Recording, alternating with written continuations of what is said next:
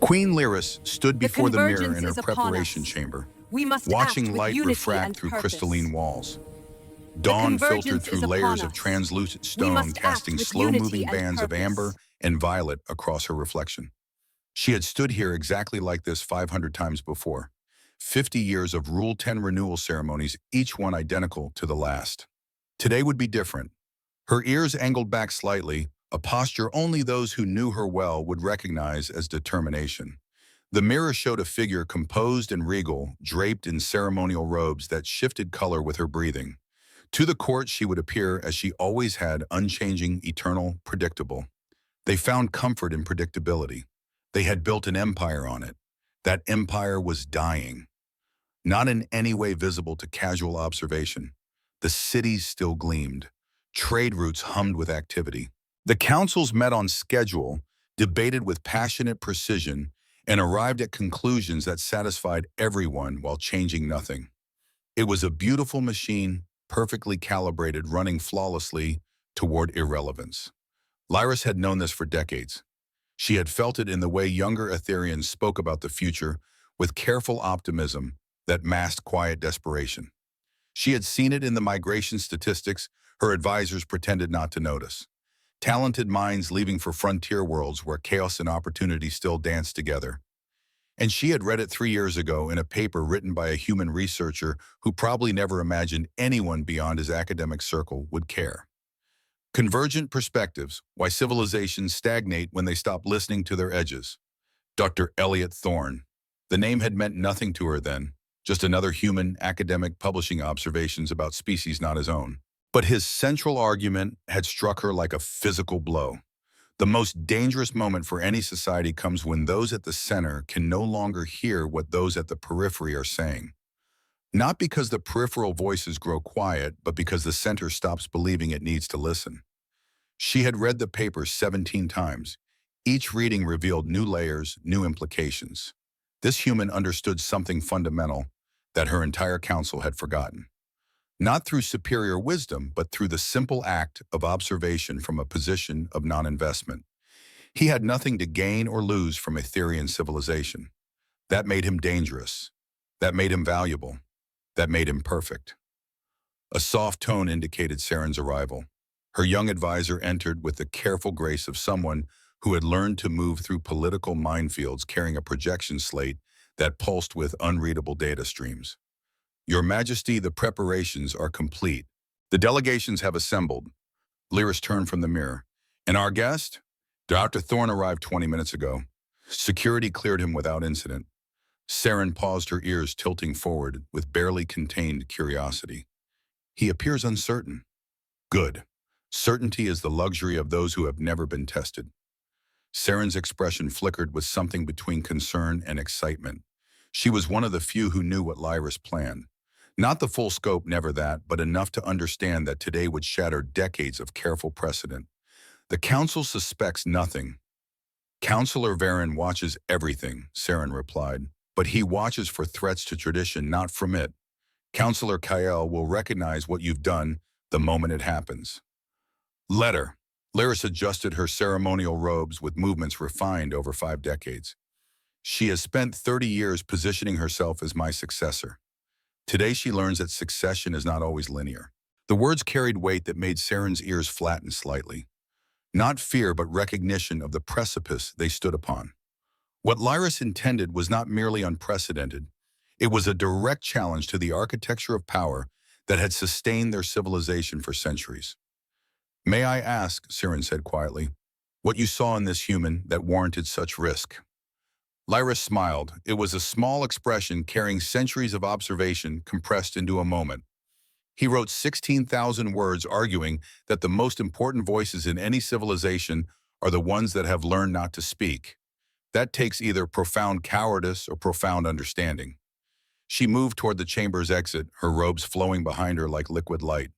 I gambled that it was the latter. The corridors leading to the ceremony hall curved in ways human architecture stubbornly refused to accommodate. Walls breathed with faint bioluminescent patterns responding to Lyris's biosignature as she passed. Guards stood at intervals, their ears flicking with restrained curiosity, as their queen moved through familiar pathways with unfamiliar purpose. She could feel the weight of what she carried, not the crown that was metaphorical these days, but the accumulated expectation of 50 years spent being exactly what her people needed her to be. Stable, wise, unchanging. She had given them half a century of certainty, and in return, they had given her an empire too afraid to evolve. Today she would return their gift. Dr. Elliot Thorne had perfected three skills during his academic career: observation, documentation, and invisibility. The first two had earned him tenure. The third had kept him sane. Standing now in the reception area adjacent to the ceremony hall, he practiced the third with dedicated intensity. The Lumina Institute sprawled around him like a fever dream rendered in glass and living stone. Its architecture, a marriage of human engineering and Etherean aesthetics that shouldn't have worked but somehow achieved a kind of alien grace. Through transparent walls, he could see the New Mexico desert stretching toward distant mesas, the landscape ancient and patient beneath an early sun. Inside, patience had given way to carefully orchestrated chaos. Delegates from a dozen worlds moved through designated pathways, their forms varied enough to make his xenoanthropology training feel simultaneously validated and inadequate. Etherians dominated the gathering, tall and elegant, with those distinctive ears that his research had taught him to read like emotional barometers. Right now, most angled forward with anticipation. Some tilted back with reservation. A few remained rigidly neutral, which his notes had flagged as deeply political. He had been invited as an observer. The phrasing in the official communication had been precise. Your insights into cross-cultural convergence patterns would be valued at this historic ceremony. Bureaucratic language for sit quietly, take notes, don't cause trouble. Elliot had every intention of complying. Trouble, in his experience, found people who looked for it. He had built a career on being professionally uninteresting to anyone with power. The ceremony hall opened before him like a cathedral built by a civilization that had forgotten the word subtle. Vast arches of translucent crystal rose overhead, refracting light into slow-moving gradients that felt almost alive. The floor responded to movement, adjusting texture beneath each species' feet, as if the palace itself were politely accommodating everyone while silently judging their worthiness. Floating glyphs hovered in the air, translating ancient oaths into dozens of languages. Elliot's translation implant, a small device behind his left ear, provided a running commentary in text that he had already decided not to read. He'd learned early in his career that real-time translation during ceremonies tended to include clauses that were either terrifying or binding, and sometimes both. The seating arrangement presented a tactical challenge. Too close to the center, and he'd be visible, potentially interpretable, definitely memorable. Too far to the edge, and he'd signal either disrespect or fear. He needed the sweet spot: present, but forgettable; observant, but not intrusive. He found it 3 rows from the back, positioned behind a decorative column that would partially obscure him from the main sightlines. Perfect. He could observe the ceremony, document behavioral patterns, and disappear into his notes before anyone remembered he existed. Elliot settled into the seat with a quiet sense of professional satisfaction.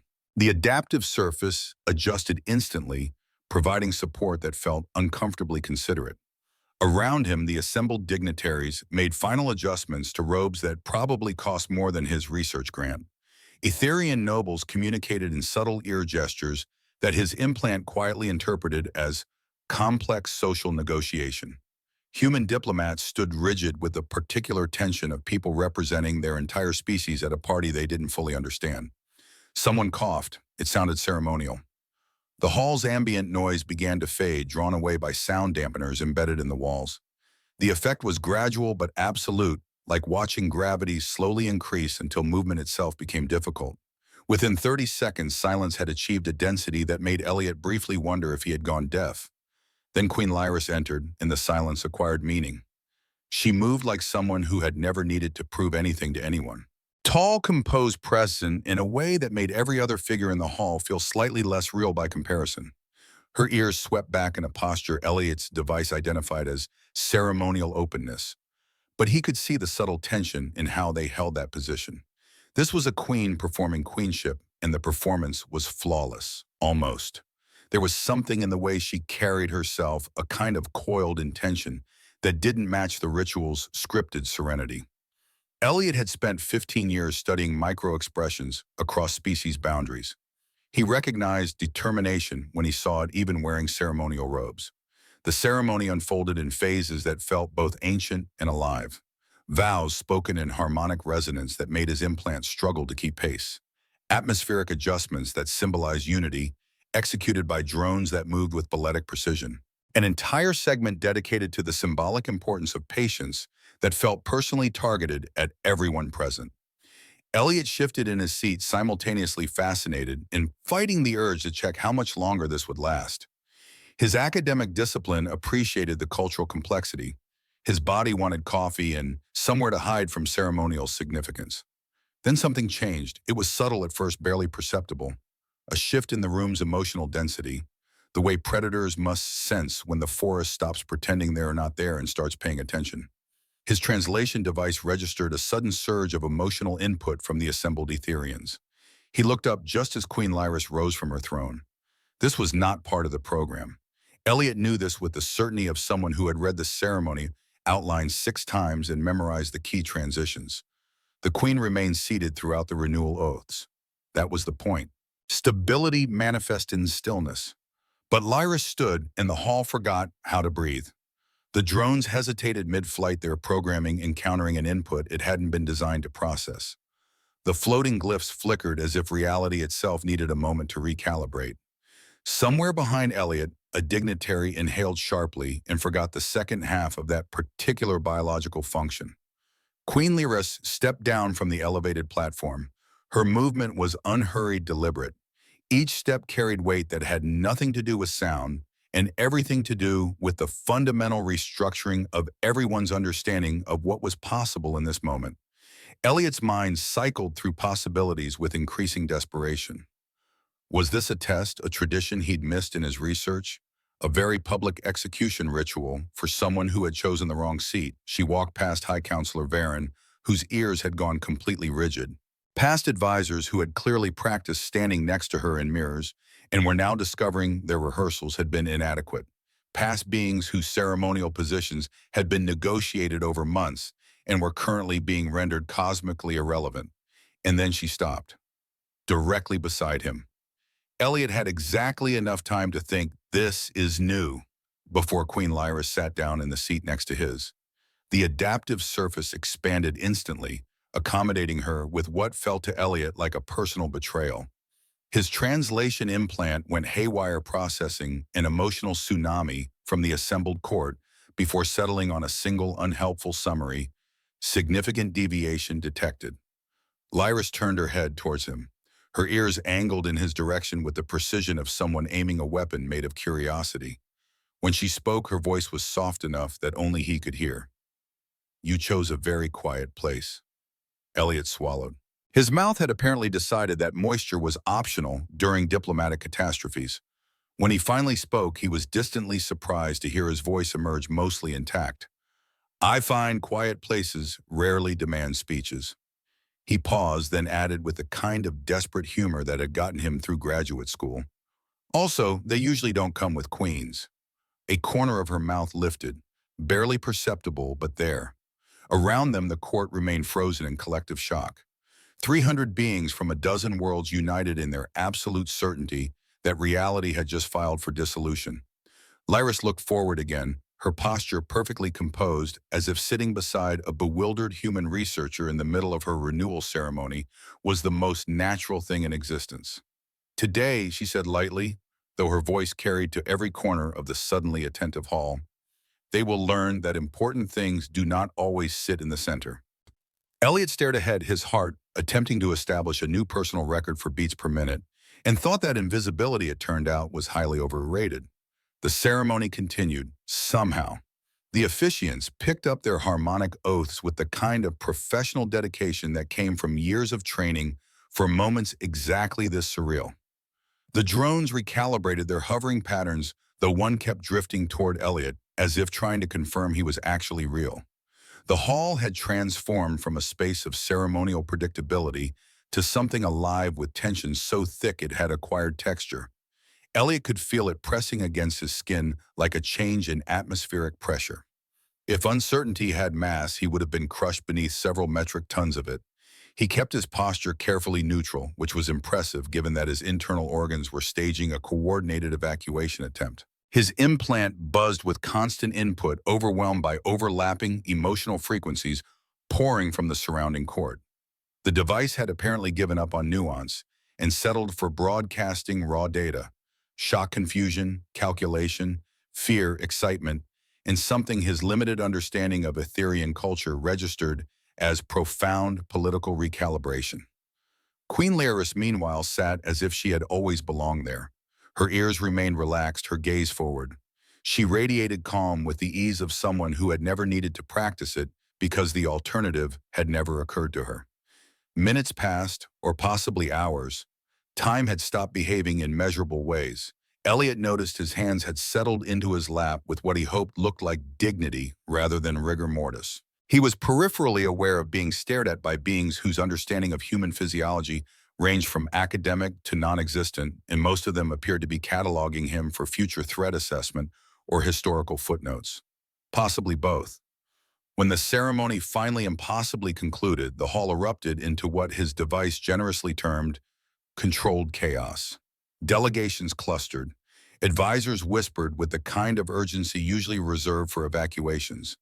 Ceremonial drones recalibrated their hovering patterns as if trying to determine whom they were meant to orbit now that the established order had filed for bankruptcy.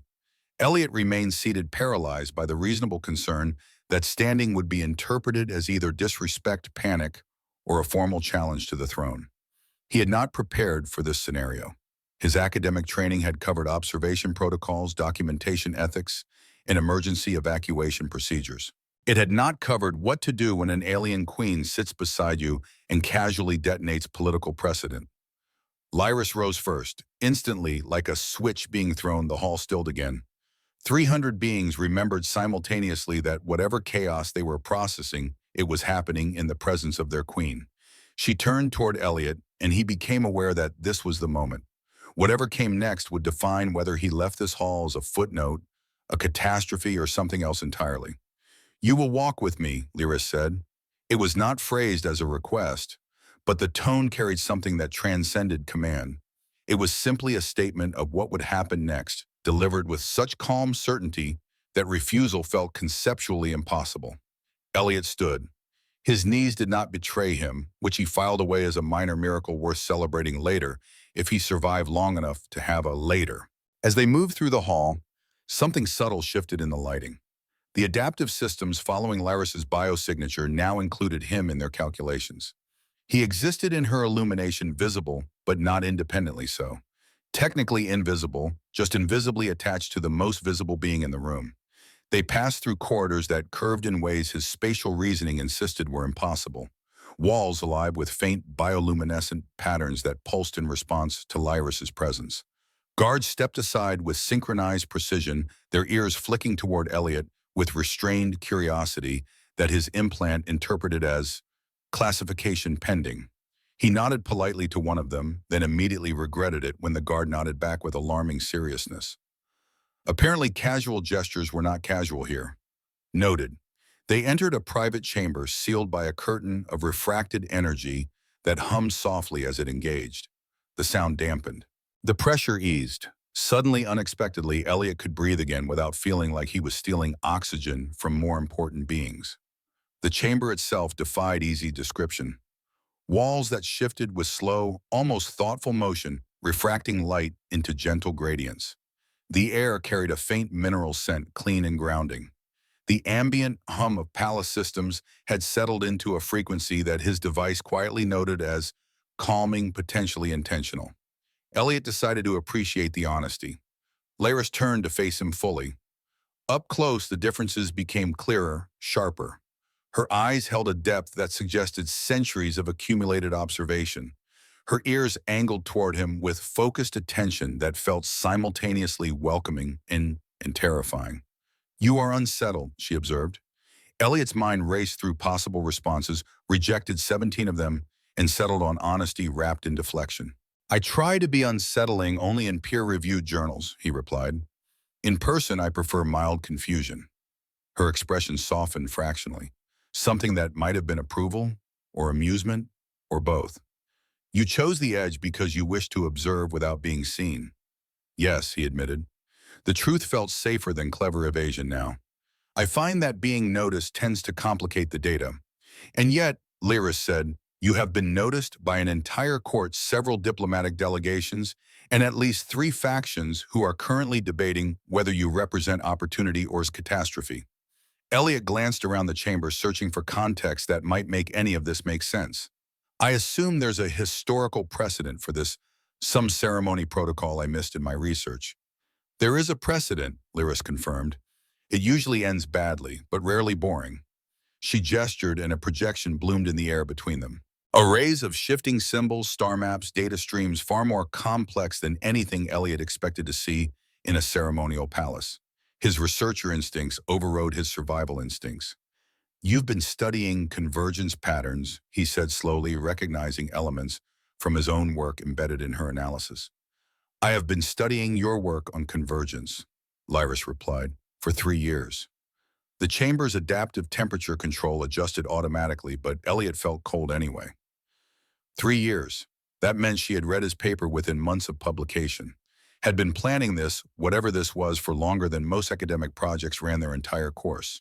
I was hoping that paper would quietly disappear into an archive, he said. It did not. Lyris moved to a curved seat that grew directly from the floor, settling into it with practiced grace. It suggested something dangerous and necessary, that understanding often comes from those who do not seek influence. She gestured again, and another seat emerged opposite her, clearly designed for a human body. Elliot regarded it with suspicion before sitting. The surface adjusted supportive without being intrusive, which felt uncomfortably considerate.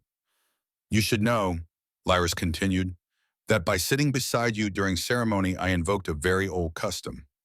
Elliot felt his stomach attempt to relocate to somewhere safer.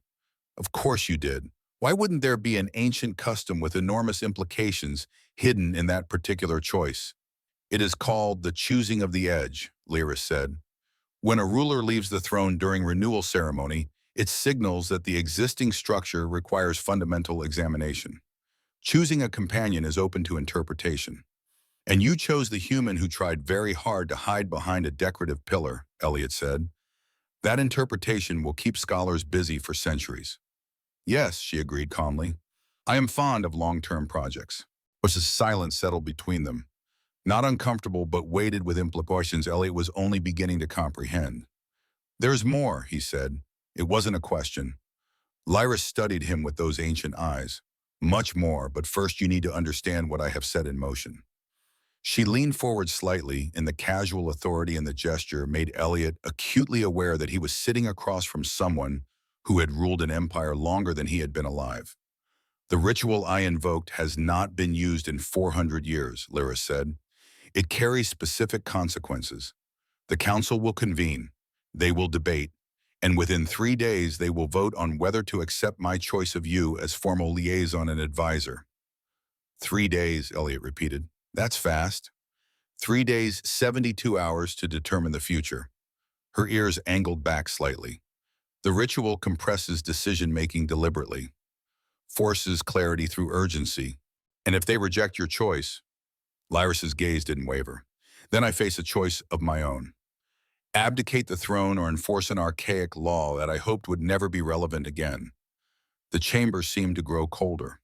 What law? The ritual was designed with harsh incentives, Lyris said quietly, to prevent rulers from invoking it frivolously. If the council rejects the chosen companion, the ruler must either step down or, she paused, execute the chosen to prove the throne's authority supersedes personal judgment. Elliot stared at her. His brain had apparently decided that processing this information was optional and had instead chosen to focus on the fascinating texture of the wall behind her. I'm sorry, he said finally. Did you say execution? The law is 500 years old and has never actually been enforced in my lifetime, Lyris replied with the calm of someone discussing dinner arrangements. But it exists. It's valid. And 400 years ago, when the last queen invoked this ritual, it was used. That's remarkably unhelpful knowledge. I thought you should know the stakes. Lyris's expression softened slightly. The human she chose represented power consolidated. When the council rejected him, she executed him to maintain her throne. The bloodshed fractured the empire for decades. Elliot ran his hand through his hair, a nervous gesture he'd never managed to eliminate despite years of academic professionalism. And you think this time will be different because that queen chose someone who would increase her authority. I chose someone who challenges the very concept of centralized authority. Lyra stood, moving to the chamber's window that overlooked the city. You represent everything our system has excluded: observation, without agenda honesty, without investment perspective, from the edge rather than the center. She turned back to him. You asked why I chose you specifically. This is why. Not despite your irrelevance to our power structures, but because of it. Elliot sat with that for a moment. The weight of 50 years of planning, the calculated risk of a queen betting her throne on a stranger's published observations, the sheer audacity of it. And if I fail, he asked, if the council rejects this and you have to choose between your throne and my life? Lyris's expression shifted into something fierce and certain. Then we will discover together what principles are worth. Before Elliot could respond, before he could fully process the implications of what he'd just learned, the chamber's entrance field shimmered. A soft tone indicated a priority communication request. Lyris acknowledged it with a gesture. The field parted slightly, allowing Saren to enter. The young advisor's face carried urgency that even Aetherian composure couldn't hide. Your Majesty, the Council demands immediate audience. High Counselor Varen and Counselor Kale have called emergency session. How long? Lyris asked. 2 hours. They're assembling now. Saren's ears flattened apologetically. Dr. Thorne's presence is also required. Lyris nodded. Inform them we will attend. As Saren turned to leave, Lyris added, send refreshments to Dr. Thorne's quarters. He should eat before facing what comes next. After Saren left, Lyris turned back to Elliot. You have 2 hours to decide if you wish to proceed. I can arrange safe passage back to Earth if you prefer. No judgment, no consequences. Elliot thought about his life before this morning. Safe, predictable, invisible in all the ways he'd cultivated invisibility, and utterly, completely purposeless beyond academic contribution. I'll stay, he said, not because I'm brave, because I'm curious what happens when a queen chooses principle over protocol. That curiosity may kill you. Probably, but at least I'll have interesting data. Lyris laughed, genuine in surprise. You are either very brave or very foolish, Dr. Thorne. In my experience, those are usually the same thing. She moved toward the exit, then paused at the threshold. 2 hours. Rest if you can. What comes next will test everything you think you know about political theater. After she left, Elliot remained in the chamber staring at the projection of his own research floating in the air. 3 years ago, he'd published that paper, expecting it to disappear into academic obscurity. Instead, it had reached across species boundaries and convinced a queen to gamble her entire reign on its central argument. The irony was not lost on him. The door chimed again. Elliot turned, expecting palace staff with the promised refreshments. Instead, Saren entered alone, her young face grave in a way that made his stomach drop. Dr. Thorne, there's something Her Majesty didn't tell you. She hesitated, her ears angling back with obvious discomfort. Something I think you need to know before the council session. More bad news, because I'm not sure how much more I can process before my brain files for early retirement. Saren didn't smile. The execution clause isn't theoretical. 400 years ago, when Queen Vestra invoked the choosing of the edge, she selected a human military advisor. Someone who consolidated her power, eliminated her political rivals. She moved to the window, heard a silhouette dark against the New Mexico landscape beyond. The council recognized what she'd done. They rejected her choice by a single vote. And Saren's voice dropped. She had him executed in the Grand Assembly Hall, publicly, to prove that her authority superseded her personal judgment.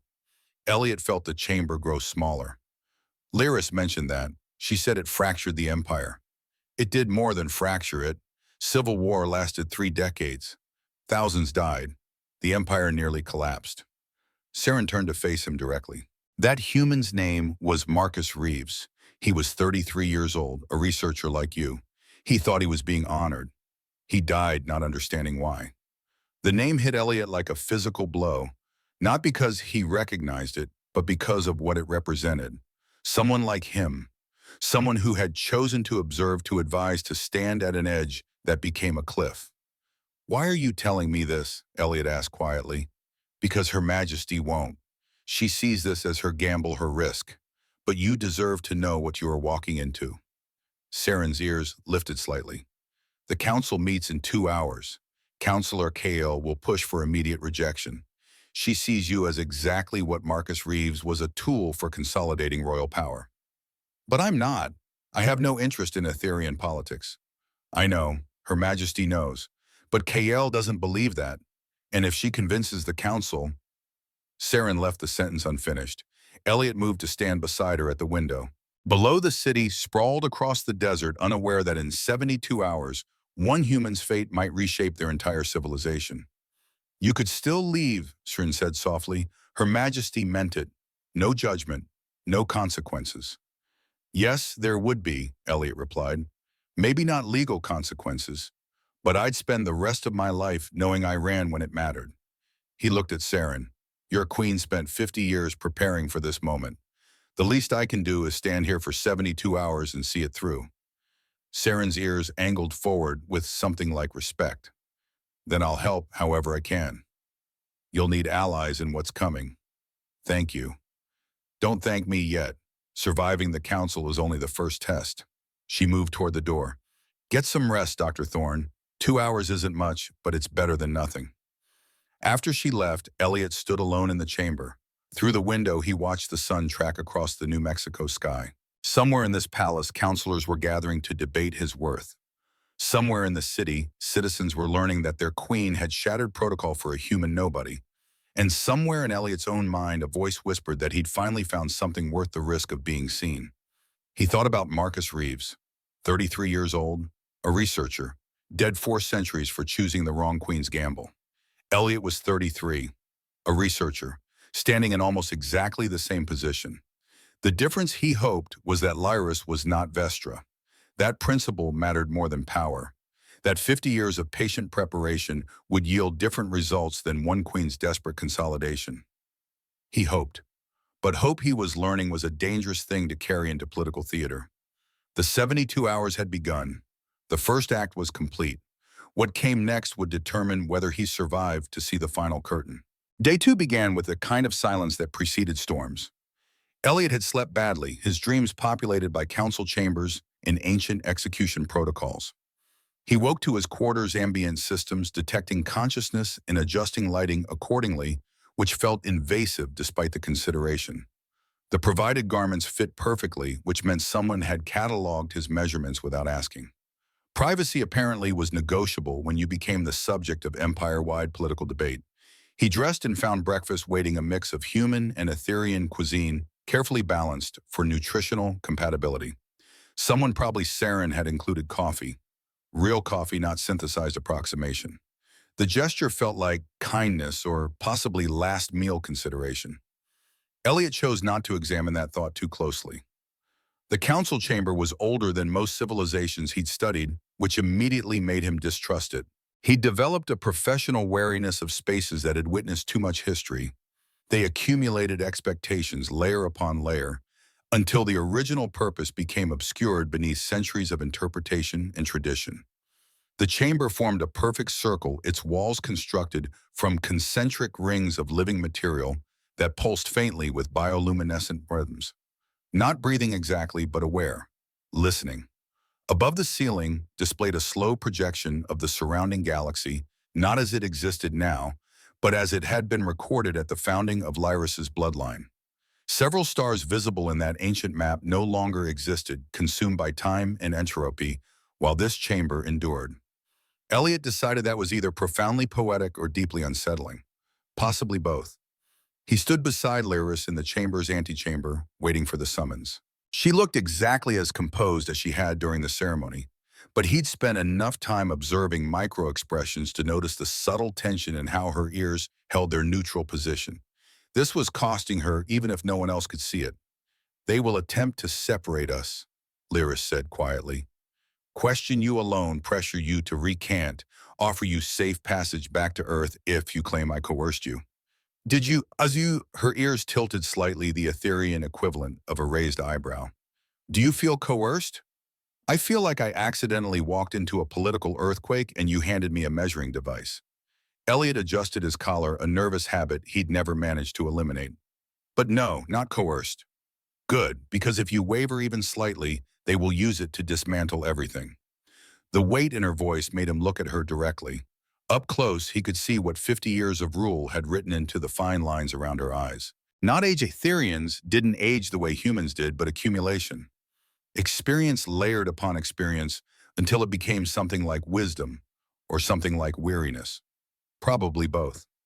You spent 50 years preparing for this moment, Elliot said. What happens if I'm not what you needed me to be? Laris turned to face him fully. Then I will have made a catastrophic miscalculation. My mentor's day will remain meaningless, and our empire will continue its elegant decline into irrelevance. She paused, then added with devastating calm, no pressure. Despite everything, Elliot laughed, short, breathless, borderline inappropriate. Your Majesty, you have a gift for reassurance. I have a gift for honesty. You should prepare yourself to exercise yours. The chamber's entrance field shimmered. A tone indicated readiness. Through the translucent energy barrier, Elliot could see the assembled council, 12 figures arranged in a circle that suddenly felt less like governance and more like judgment. Lyra straightened, and Elliot watched as she became queen in ways that transcended title. Her posture shifted fractionally, her ears angled into formal neutrality. The air around her seemed to acquire density, as if authority itself had mass and hers was considerable. Remember, she said softly, they will try to make you feel small. You are a human among beings who measure their lives in centuries. They will use that. What should I do? Exactly what you did in the ceremony. Lyris moved toward the entrance. Choose the edge. Stand there honestly. Let them come to you. The field parted. They entered together, and Elliot felt the weight of 12 ancient gazes settle upon him like physical pressure. High Counselor Varen sat at the chamber's focal point, his position marked by subtle elevation that suggested authority without demanding it. He was old even by Etherean standards.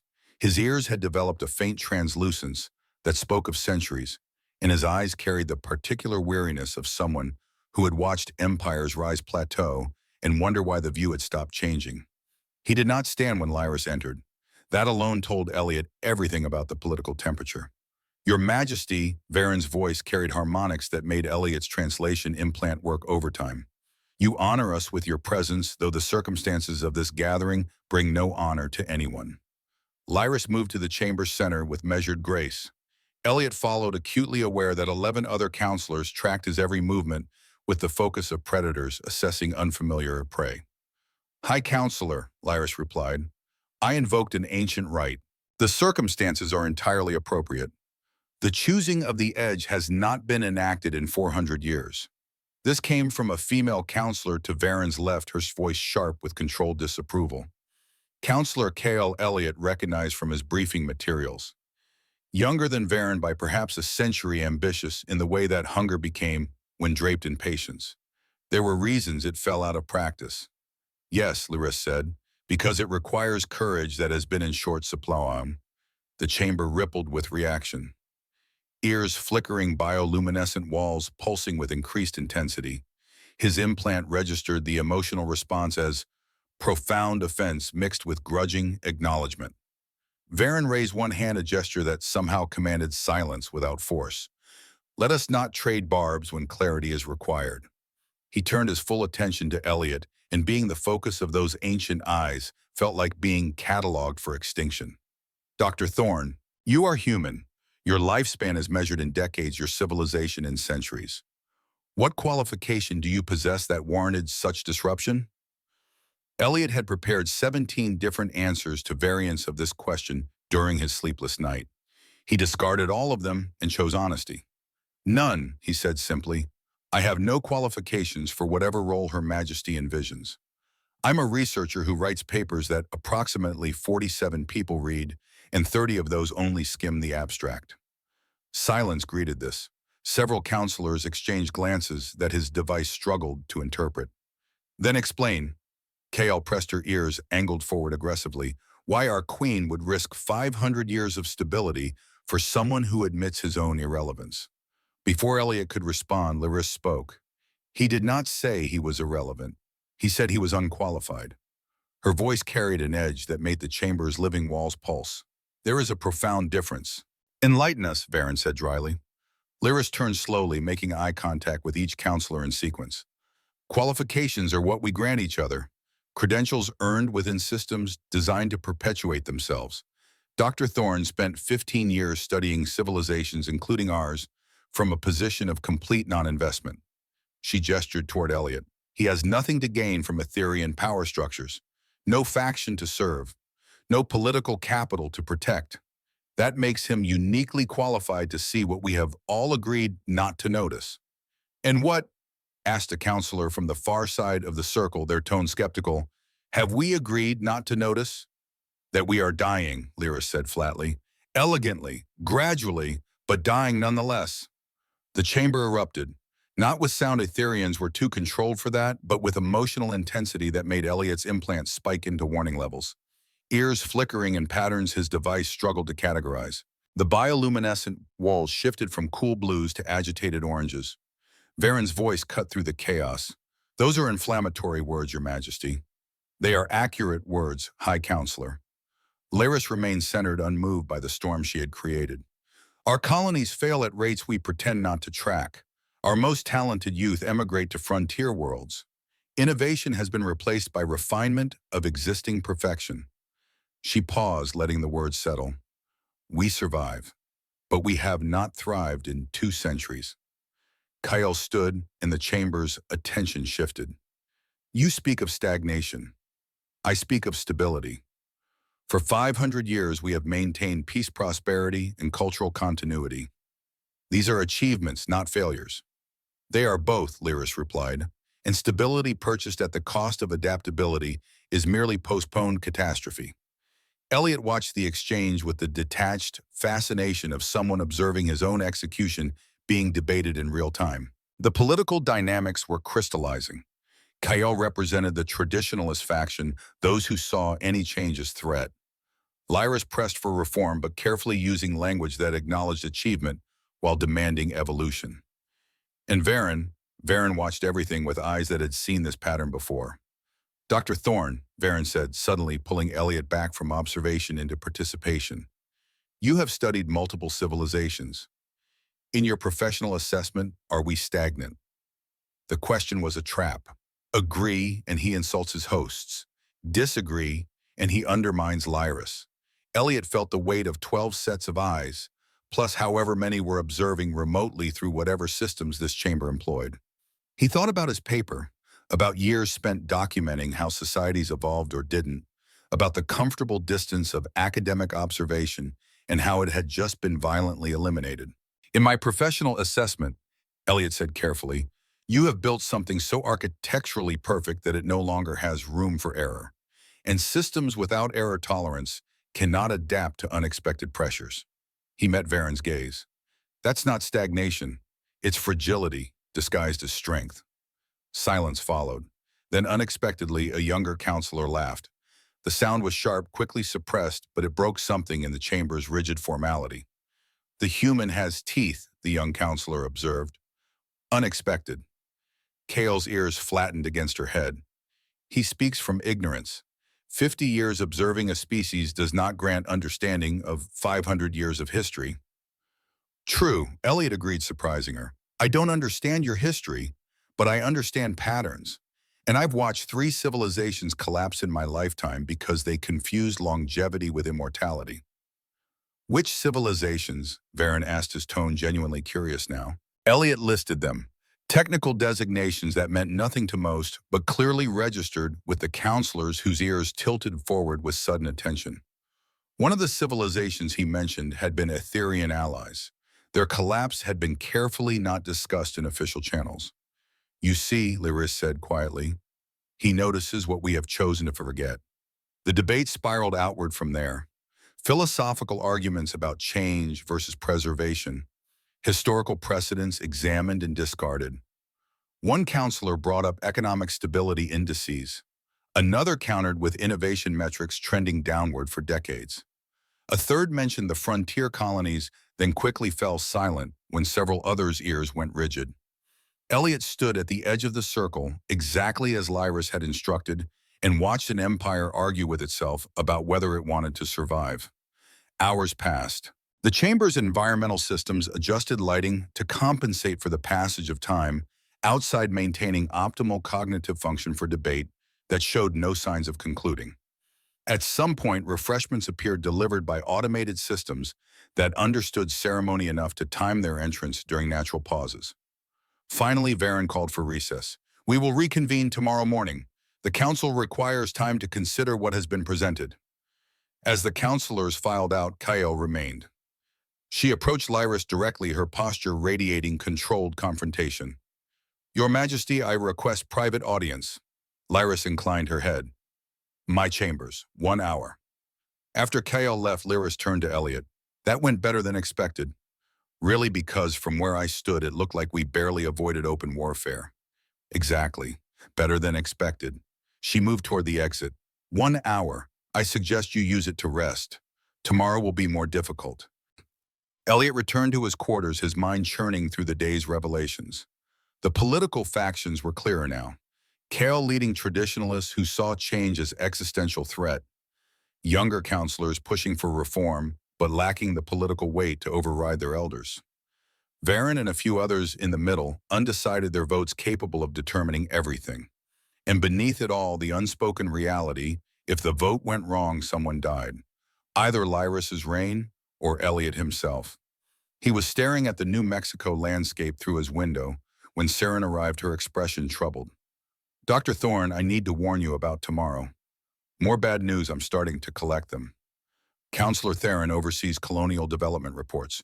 During today's session, when you mentioned civilization collapse, his ears went completely rigid. "That's a tell. He's hiding something." Elliot's researcher instincts activated. "You think he's been suppressing data about the colonies?" "I think if someone audited his reports against actual emigration patterns and resource flows, discrepancies would emerge." Saren moved closer. "If we could prove systemic data suppression, it would validate Her Majesty's entire argument about denial. But investigating a sitting counselor during an active ritual invocation could backfire spectacularly. Kale would spin it as desperation evidence that the Queen knows her position is weak." Saren's ears drooped. "We need the evidence, but can't afford to look like we're searching for it." Elliot thought about his years in academic research. What if the evidence found us instead of us finding it? How? Theron's rigid reaction wasn't just to the collapsed civilizations, it was to being noticing. He knows someone saw. Elliot turned from the window. "Guilty people don't wait to be investigated. They either run or they cover. If we do nothing, he'll do something." Saren's ears lifted with understanding. "And when he does, we'll be watching." Exactly. Sometimes the best research is just patient observation.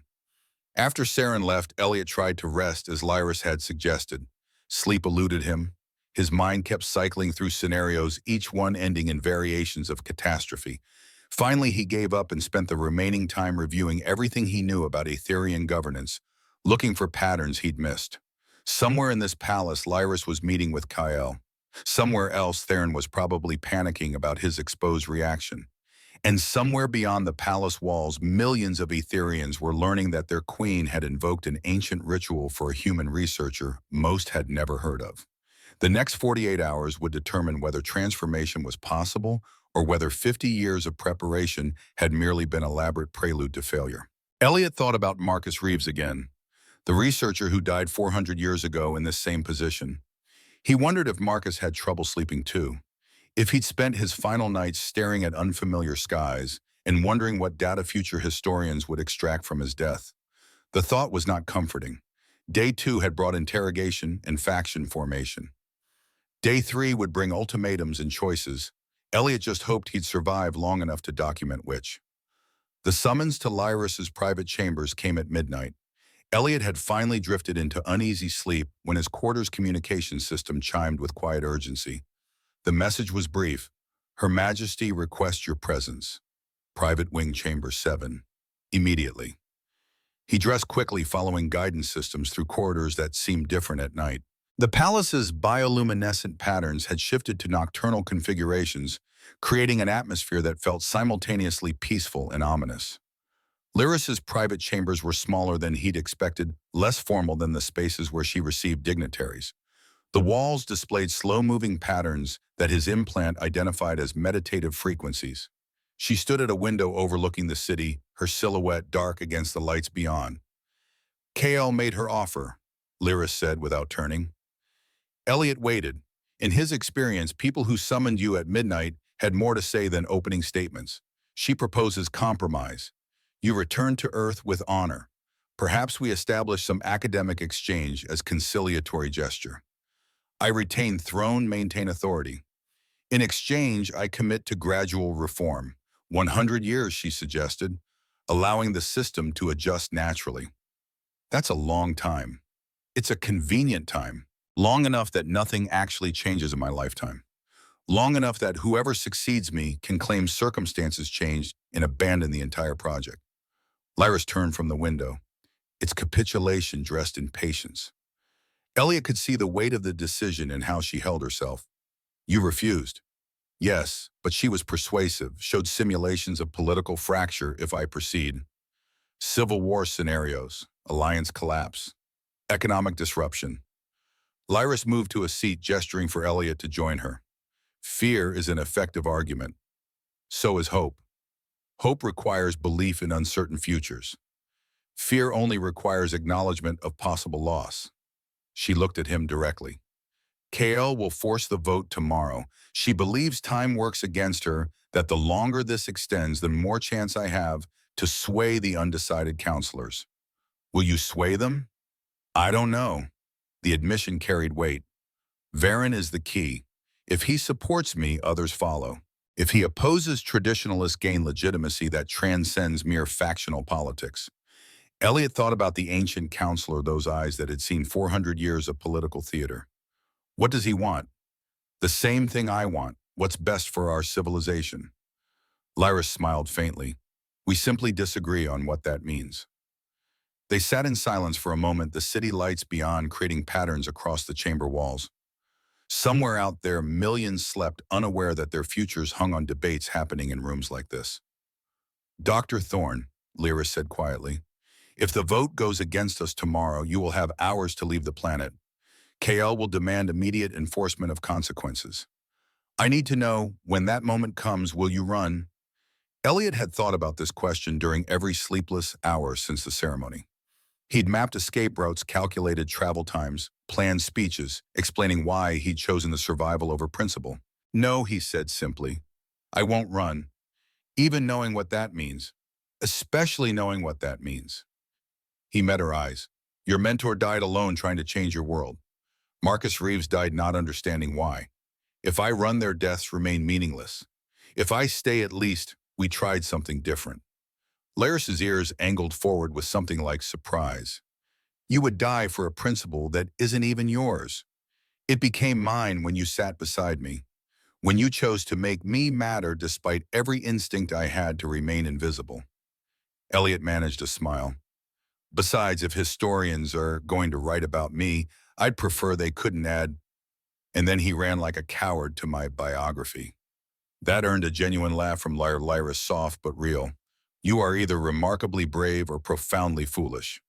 Both probably. Most academics are. The moment stretched between them, comfortable, despite the weight of what tomorrow would bring. Then Lyris stood, moving back to the window. There's something you should know about my mentor, about why this matters so much. Elliot waited, sensing this was something she needed to say, rather than something he needed to hear. Her name was Elira. She taught me everything about governance, about reading political currents, about the delicate balance between authority and wisdom. Lyris's voice carried old pain. 50 years ago, she proposed reforms similar to what I'm attempting now. The council rejected her. Violently. They offered her a choice: recant publicly or accept exile. She chose exile. She chose principle. Lyris turned from the window. They sent her to a frontier colony. Harsh conditions, minimal support. She died 3 years later, convinced she had failed. convinced that her attempts at reform had only hardened resistance to change. But they didn't, Elliot said quietly. She taught you, and you spent 50 years learning from her mistakes. Yes, she moved too fast, pushed too hard, demanded transformation without building foundation. Laris's ears drooped slightly. I vowed to succeed where she failed, to change what killed her, but I could not do it her way. So you spent 50 years becoming what they couldn't dismiss, building credibility, waiting for the perfect moment, and choosing the perfect catalyst. Lyris looked at him. You, Dr. Thorne, a human with no agenda, no investment in our systems, no reason to protect our comfortable lies. The weight of that settled over Elliot. He wasn't just a political symbol. He was the culmination of 50 years of patient preparation, the final piece in a strategy that had consumed half of Lyris's reign. No pressure, he said, echoing her earlier words. She smiled. Indeed. Elliot stood moving to join her at the window. The city below looked peaceful, unaware of the storm gathering in its political centers. Tomorrow, Lyris said, whatever happens, I want you to know. Choosing you was not a mistake. Even if we fail, even if everything collapses, you represented exactly what I needed. What we needed. A comfortable observer forced to become uncomfortable participant. A voice from the edge speaking truth to a center that had forgotten how to listen. They stood together in silence, watching the city sleep. Tomorrow would bring the vote. Acceptance or rejection, transformation or catastrophe.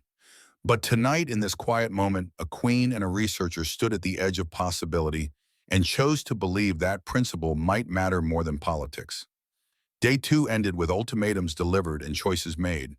Day 3 would reveal whether those choices led to revolution or ruin. Day 3 arrived with the weight of finality. Elliot woke before dawn, his body refusing sleep despite exhaustion. The quarter's systems detected his consciousness and began their morning routine, but he ignored them, lying still and staring at the ceiling as it displayed slowly rotating star patterns. 72 hours ago, he'd been invisible, a researcher whose greatest achievement was being professionally uninteresting to people with power. Now he stood at the center of an empire's existential crisis, and in approximately 6 hours, that empire would decide if he was worth keeping alive.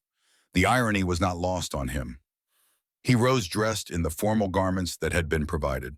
Someone, probably Saren, had included a note, "Look confident, even if your terrified appearance matters." He appreciated the honesty. Breakfast arrived, but he couldn't eat. His stomach had apparently decided that food was optional when facing potential execution. He settled for coffee, real coffee again, and wondered if this was standard last meal consideration or genuine kindness. The summons came at mid-morning. The Grand Assembly Hall, where 10,000 Ethereans could gather physically and millions more could observe remotely. This would not be a quiet council chamber debate. This would be civilization watching itself decide its future. Elliot met Lyris in the preparation chamber adjacent to the main hall. She wore simpler robes today, eschewing ceremonial grandeur for something more immediate, more personal. The message was clear. This was not ritual. This was reckoning. "How do you feel?" she asked. Terrified, also caffeinated. The combination is interesting. Her ears tilted with amusement. Good. Fear with energy is better than fear with paralysis. Through the transparent walls, Elliot could see the assembly space filling. Thousands of Ethereans arriving, their ear movements, creating rippling patterns of communication his implant couldn't fully decode. He recognized the human delegation, Ambassador Harrison Grant, and her diplomatic corps. Their carefully neutral expressions suggesting intense private panic. "They're afraid," Elliot observed. "Of course, if this fails, if KL takes the throne, the alliance becomes hostage to renegotiation." Laris moved to stand beside him. "Your government has much riding on what happens today." No pressure there either. None whatsoever. Saren entered, her young face tight with urgency. "Your Majesty, something's happened. Counselor Theron requested emergency audience with High Counselor Varen 1 hour ago. They met privately." Lyris's ears went rigid. Did Theron confess to data suppression? Unknown. But Varen's aide reports he looked shaken afterward, and Theron has requested to address the assembly before the vote. Elliot and Lyris exchanged glances. "He's getting ahead of exposure," Elliot said. "If he confesses publicly on his terms, he controls the narrative."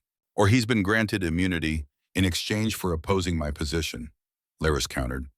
KL could have offered him protection if he testifies against reform.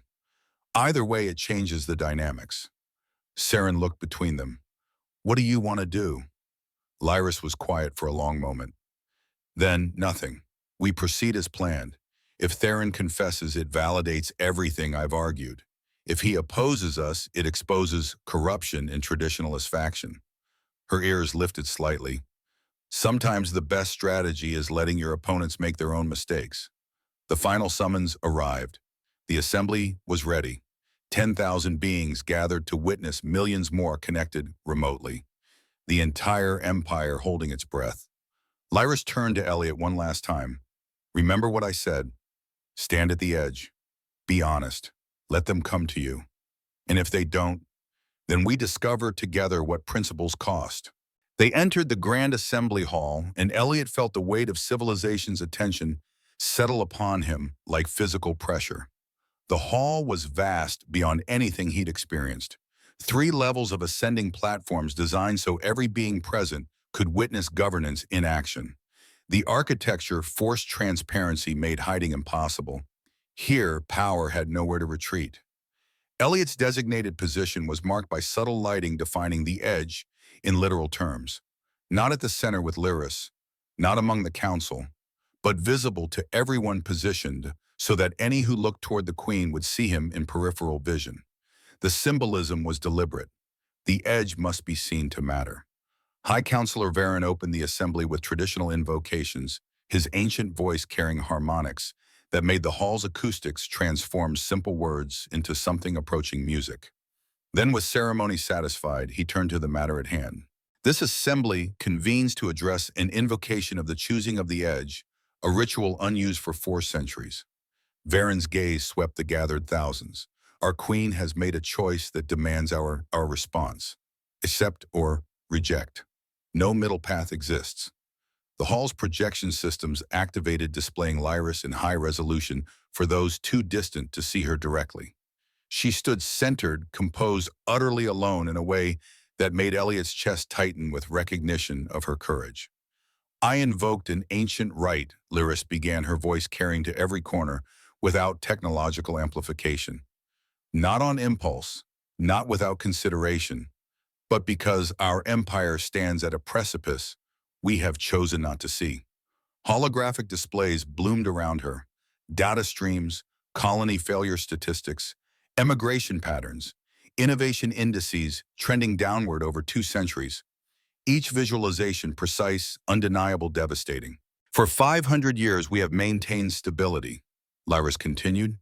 We have built something beautiful, something worthy of pride. But beauty without growth is merely a more elegant form of death. Murmurs rippled through the assembly, ears flickering with reactions ranging from agreement to offense. Varen allowed it for a moment, then gestured for silence. I chose Dr. Elliot Thorne not because he is human, but because he represents a perspective we have systematically excluded observation without investment. Lyris turned slightly, including Elliot in her gesture, without demanding he speak. He studied our civilization for 15 years. He published findings that we ignored because accepting them would require acknowledging uncomfortable truths. She paused, letting the weight settle. That we have confused longevity with wisdom, stability with strength, tradition with truth. The displays shifted, showing comparisons to other civilizations. 3 that had chosen preservation over adaptation. All collapsed within centuries of that choice. The evidence was academic, peer-reviewed, and brutally relevant. I do not ask you to abandon who we are, Lyris said. I ask you to remember who we were. We were explorers once, innovators, a people who reached across stars not because it was safe, but because staying still meant death. Her voice intensified. When did we become so afraid of our own potential? The question hung in the vast space like an accusation and an invitation simultaneously. Then Counselor Kael rose, and the assembly's attention fractured. Kael's presentation was masterful in its construction. Where Lyris offered data and principle, Kael offered visceral fear wrapped in reason. Her holographic displays showed simulations of social fracture, reformist and traditionalist factions clashing, Economic disruption as established systems destabilized. The human alliance transforming from cooperation to dependency as Earth influence increased. Each scenario rendered in excruciating detail, each one ending in some form of catastrophe. Our queen speaks of growth, Kale said, her voice carrying controlled passion. But growth without foundation is merely collapse in slow motion. She gestured to the simulations. She asked what we fear. I answer, we fear losing everything we have built for uncertain promises. The assembly responded. Elliot could see it in the sea of ears, patterns of agreement spreading through traditionalist sections like ripples. Dr. Thorne is presented as neutral observer. Kale continued, turning her attention toward Elliot. But neutrality is illusion. He is human. His civilization benefits from Etherean instability. His presence here serves Earth's interests, not ours. Ambassador Grant stiffened in her delegation section, but remained silent. Any defense would only confirm Kale's accusation. The Queen asks us to trust her judgment, Kale pressed. 50 years of wise rule she claims have earned that trust. But wisdom that it leads to risk is merely intelligence without prudence. Her ears angled toward Lyris with something approaching sorrow. Your Majesty, I respect what you have built, but this gambit asks us to bet everything we are on one human's convenient symbolism. The simulations shifted, showing timeline projections. Gradual reform over century stability, maintained civilization preserved. Kale's alternative. Compromise. Safety. I offer measured evolution, Kale concluded, not revolution that destroys in the name of progress. We can change, but we must change carefully, thoughtfully, preserving what makes us worthy of preservation. It was a good argument. Elliot could see its effect in how the assembly leaned. Fear was easier to embrace than hope. Safety more appealing than risk. Lyris stood unmoved, watching her opposition make its case with the patience of someone who had spent 50 years learning when to speak and when to listen. When Kyle finished, Varen turned to the assembly. Before we proceed to testimony and vote, Councillor Theron has requested to address this gathering. The council has granted permission. Theron rose from his position, and Elliot felt the assembly's attention shift. The councillor looked diminished somehow, as if confession had already begun to extract its cost. High Councillor, Your Majesty, assembled citizens. Theron began, his voice carrying none of the authority expected from his position. I have served this council for 80 years. I have overseen colonial development, compiled reports, maintained records that guided our expansion policies. He paused, his ears flattening against his head in a gesture that Elliot's implant identified as profound shame. For the last 40 years, I have also suppressed data, colony failure rates, resource depletion patterns, emigration statistics that contradicted our narrative of stable prosperity. Theron's voice dropped. I convinced myself I was protecting stability, preventing panic, maintaining confidence in systems that I truly believed, were fundamentally sound. The assembly erupted. Not chaos Ethereans maintained too much control for that, but intensity of reaction that made the environmental system strain. Ears flickering in patterns his device couldn't track. Holographic projections carrying the emotional tsunami to millions observing remotely. Varen's voice cut through. Councillor Theron, you confess to systematic data falsification, not falsification, curation, selection, but yes. Theron turned to face Lyris directly. Your Majesty spoke of truths we choose not to see. I am the mechanism by which that choice was implemented. I am complicit in the very denial you challenge. Kale's faction looked stricken. Their moral authority, built on preserving what worked, had just been undermined by admission that what worked was partially fictional. I abstain from this vote, Theron continued. I cannot vote for change I helped make necessary through deception, nor can I vote against a queen whose honesty reveals my failure. The confession landed like a detonation. Even Lyris looked surprised, though she recovered quickly. This was not what anyone had expected. Not public admission of guilt, not abdication of political position in the middle of the most important vote in centuries. Varen looked shaken. The assembly will recess for 1 hour while the council processes this revelation. As the crowd began to disperse for recess, Elliot saw Kyle approach Lyris. Her posture radiated controlled fury, but when she spoke, her voice was low enough that only those nearby could hear. You planned this. Somehow you engineered Theron's confession. No, Lyris replied calmly. I simply created conditions where honesty became more attractive than continued deception. There is a difference. This changes nothing. Fear of instability remains valid regardless of past data manipulation. It changes everything. It proves that our stability was built on carefully maintained ignorance. That is precisely the problem I'm trying to solve. Kael's ears flattened. We will see what the assembly believes. After recess, the assembly reconvened with an atmosphere that felt fundamentally different. Theron's confession had shifted something. Not allegiances necessarily, but the frame of debate. This was no longer about whether change was needed. It was about whether the change Lyris proposed was the right kind. Varen turned to Elliot. Thorn, you have heard accusations. You have witnessed confession. The assembly would hear your testimony. Elliot's legs moved before his brain fully processed the command. He walked from edge to center, acutely aware of 10,000 sets of eyes tracking his movement. The holographic projections multiplied his image across countless displays. There was nowhere to hide, no comfortable invisibility. He stood beside Lyris, and Varen's ancient gaze settled upon him like a physical weight. Dr. Thorne, Counselor Kael accuses you of serving Earth's interests. Respond. Elliot took a breath, then another. His academic training screamed at him to construct careful arguments, cite sources, build logical frameworks. But standing here watched by millions, he realized that logic was not what this moment required. I chose an empty seat, he said simply. Not because I'm clever or strategic, because I didn't want to matter. I've spent my entire career studying civilizations from safe distance, taking notes, publishing papers that 47 people read. The assembly leaned forward fractionally, listening. Your queen sat beside me and decided I should matter.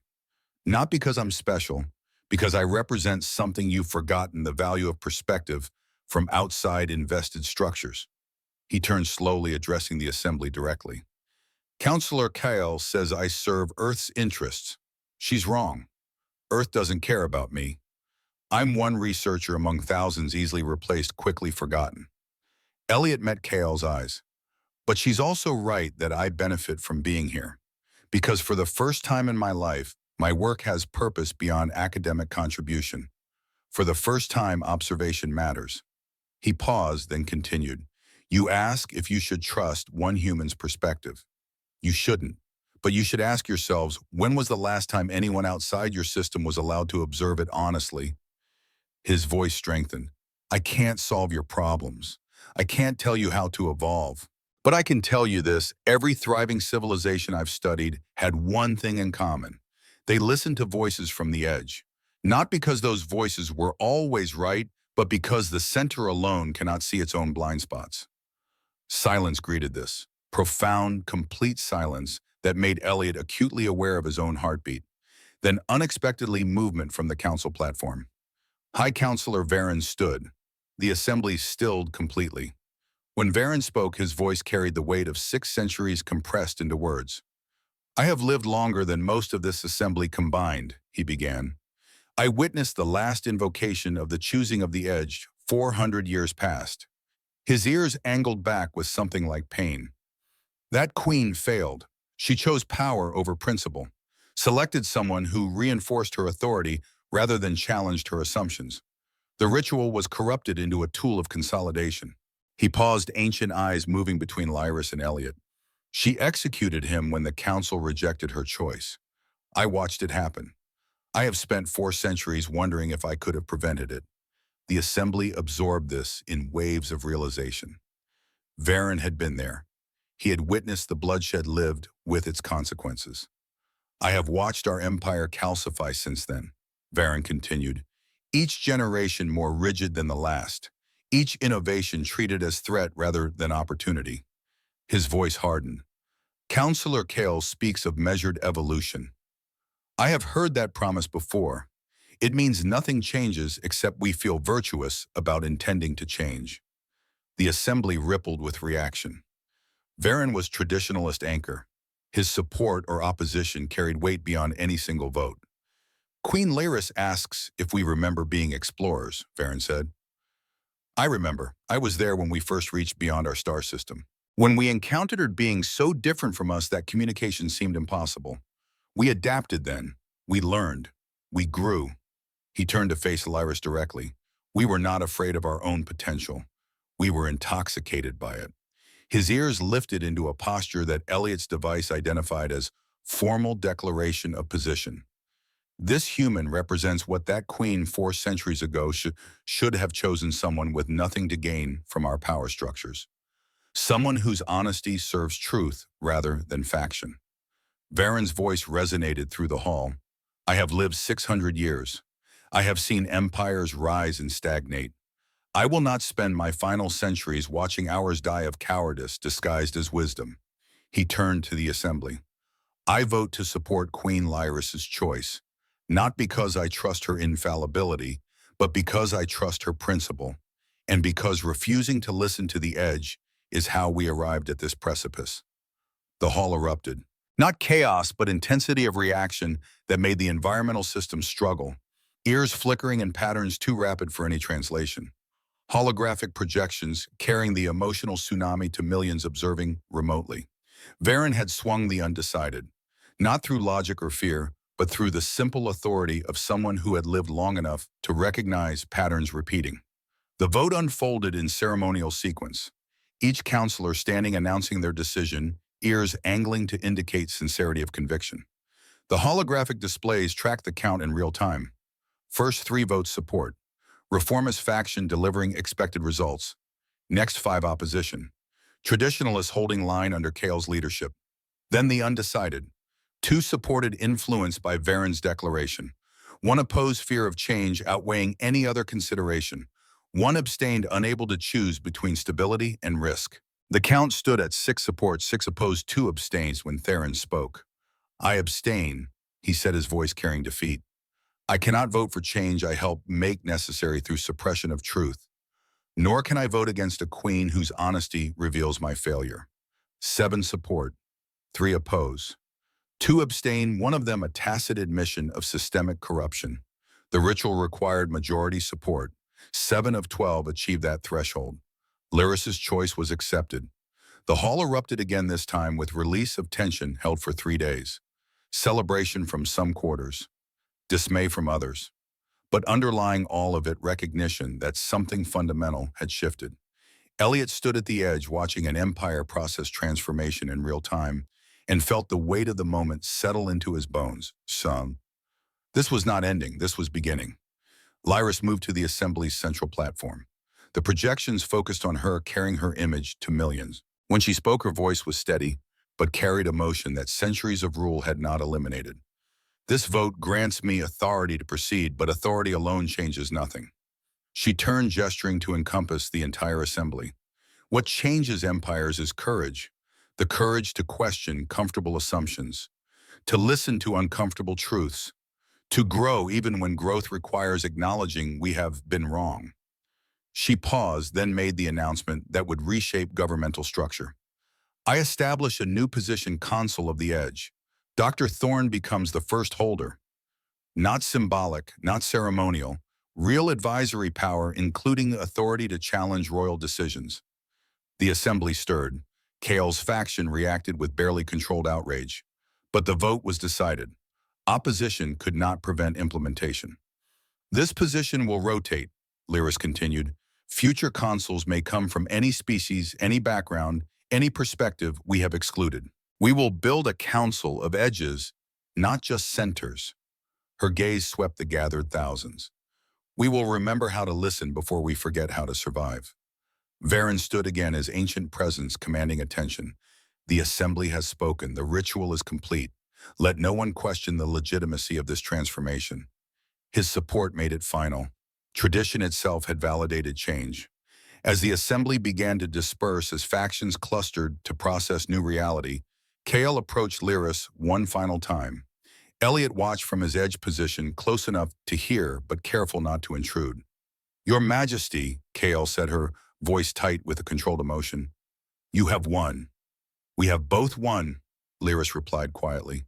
Your opposition forced me to defend every principle. That makes the transformation stronger, not weaker. You believe that makes this acceptable. Kale's ears flattened. You risked everything we built. No, I risked everything we stopped building. Lyris extended her hand. Your faction will continue to oppose.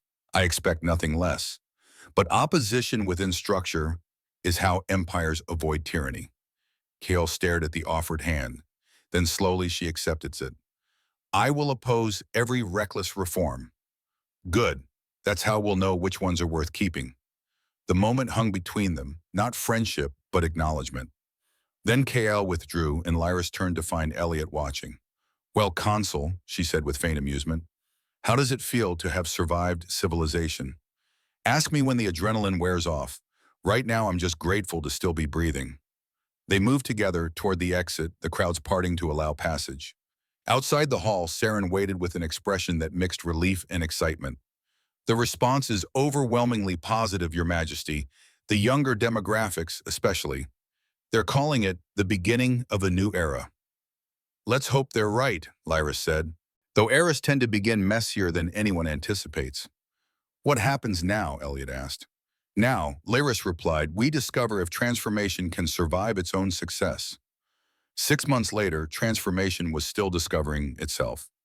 Elliot stood on the balcony that had become his favorite observation point, watching the city below. It looked different now.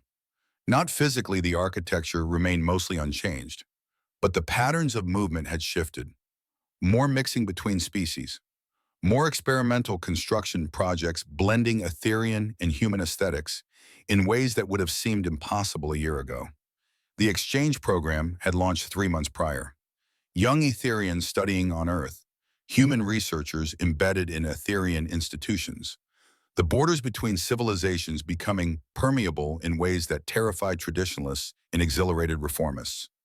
Kael's faction still existed, still pushed back against rapid change. But they were opposition now, not obstruction. The vote had legitimized their concerns while removing their ability to prevent evolution. Theron had resigned from the council, his suppression of colonial data exposed and examined. The audit had revealed decades of curated reports, all designed to maintain narrative of stable prosperity. The actual data showed something more complex, not collapse, but stress. Systems operating at capacity with no room for unexpected pressures. Exactly what Elliot's paper had predicted. The validation felt hollow given the cost. You look thoughtful, Lyris said, joining him at the railing. She wore simpler robes these days, the constant ceremony relaxing slightly as emergency governance transitioned to normal administration. I'm thinking about cost, Elliot admitted. Your mentor died trying to change your empire. You nearly lost everything. Theron's career ended in disgrace. All this transformation comes wrapped in casualties. Yes, Lyris agreed. Change is never clean, never painless. She looked out over the city. But stagnation kills quietly, slowly, in ways that let us pretend we're not dying until we're already dead. They stood in comfortable silence. 6 months of working together had built familiarity that transcended species differences. Elliot had learned to read her auricular gestures. She had learned his humor was defense mechanism against overwhelming complexity. There's something I want to show you, Lyris said. She activated a small projection device and a holographic figure appeared between them. A younger Etherean woman, exhausted but defiant, her ears held at angles that suggested both determination and resignation. This is Elira, Lyra said quietly, my mentor. This recording was made 3 days before her death in exile. The holographic Elira spoke, her voice carrying across 50 years. If you're watching this, Lyris, then I failed. But failure isn't the end if someone learns from it. Don't move too fast. Don't push too hard. Build slowly. And when you finally move, make it count. The projection faded. Lyris's ears drooped slightly, old grief surfacing. She knew, Elliot said quietly. She knew she was building foundation for someone else's success. Lyris's voice carried pain that time had transformed but not eliminated. I wish she could see what that foundation became. She does. Legacy isn't about witnessing your own success. It's about making someone else's possible. Lyris turned to him and he saw moisture in her eyes. Etherians could cry, though they rarely did publicly. Thank you for that. They stood together as the projection device powered down the ghost of Elira's message dissolving into air.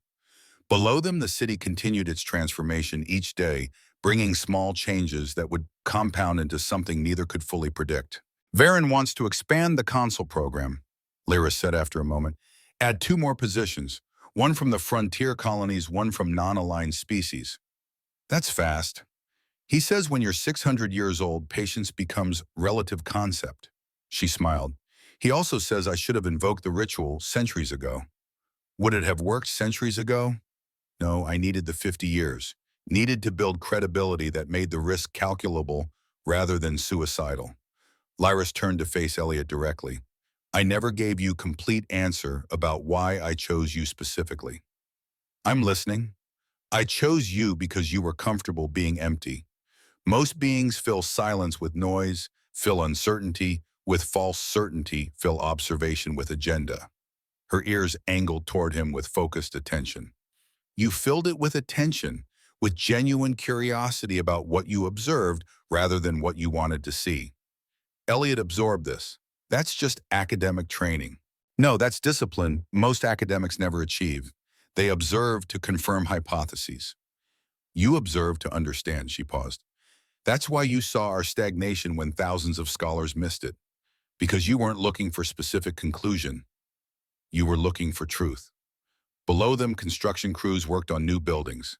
Human and Etherian engineers collaborating on hybrid designs that honored both traditions while creating something neither could build alone. It was messy, inefficient, beautiful in its imperfection. A communication device chimed. Saren's voice.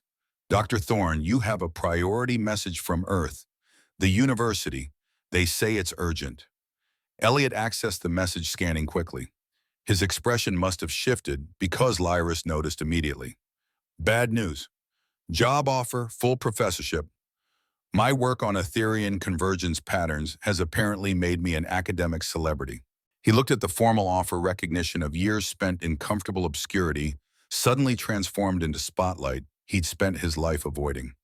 They want me back. Lyris was quiet for a long moment. When she spoke, her voice carried careful neutrality. You're free to accept. Your term as consul can be fulfilled remotely if necessary. I would not hold you here against your preference. Would you want me to stay? The question hung between them, weighted with 6 months of collaboration, 3 days of existential crisis, and one moment when a queen had sat beside a stranger and changed everything. Yes, Lyra said finally, but not because I need you specifically, because having you here reminds me daily why the edge matters, why observation without agenda reveals truth that investment obscures. She met his eyes. You keep me honest, Dr. Thorne. That is worth more than any advisory power. Elliot thought about his life before the ceremony. Safe, predictable, purposeful only in narrow academic sense. And he thought about these last 6 months. Terrifying, uncertain, but alive in ways he'd never experienced from comfortable distance. He thought about returning to Earth, to safety, to the invisibility he'd cultivated for decades. About being the human who witnessed Etherian transformation and then walked away. And he thought about staying, about standing at an edge that was slowly becoming a center, about continuing to witness his transformation either succeeded or collapsed, about the look in Laris's eyes when she asked if he'd stay. I need to be honest about something, Elliot said slowly. Part of me wants to run, to go back to Earth, publish papers, be the expert on Etherian reform from safe academic distance. That's reasonable. But another part of me knows that if I leave now, I'm repeating exactly what I spent my career studying: observers who document change but refuse to participate in it. He looked at the city below. I spent 15 years writing about civilizations from outside. Maybe it's time I tried understanding it from inside. Is that a yes? Elliot thought about Marcus Reeves, about Elira, about all the people who had stood at edges throughout history and either jumped or retreated, about which choice he wanted defining his legacy. I'll stay, he said, not forever, but until the edge becomes the center and forgets why it started listening, or until you get tired of me pointing out uncomfortable truths. That may never happen. Then I guess we're stuck with each other. Lyris smiled, genuine and warm. There are worse fates. They stood at the balcony as the sun tracked toward evening, the desert landscape beyond transforming from harsh brightness to gentle amber. Somewhere in the palace, new consuls were being selected. Somewhere in the Empire colonies were being audited honestly for the first time in decades. Somewhere on Earth, Elliot's colleagues were debating the significance of what he'd witnessed. But here on this balcony, a queen and her consul stood together watching transformation continue its messy, beautiful, uncertain work. "Dr. Thorne," Lyris said after a while, "you know what I find remarkable? My devastating good looks, my charm, my complete lack of survival instinct. Your growth." She turned to face him fully. "You came here trying to be invisible, to observe without being seen. And now you stand at the center of the most significant political transformation in 5 centuries, and you choose to stay." Character development. It happens. Indeed. Laris looked back at the city. "My mentor died believing she failed. Marcus Reeves died not understanding why. But you get to see what happens when principle actually wins, when patience and preparation meet courage and risk. We don't know that we've won yet. Transformation is ongoing. Could still collapse. True, but we've proven it's possible. That alone changes everything." The evening deepened around them.